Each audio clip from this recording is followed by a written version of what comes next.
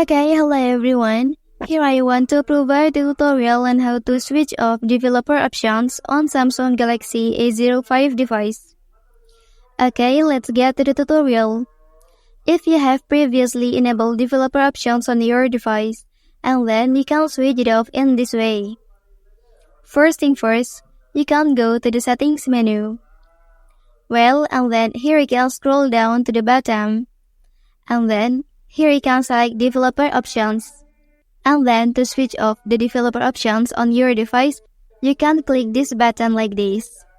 Okay, and then developer options on your device is successfully switched off. Well, that's the tutorial on how to switch off developer options on Samsung Galaxy A05 device. If you are helped by this video, don't forget to like and subscribe to get other information from this channel. Thank you.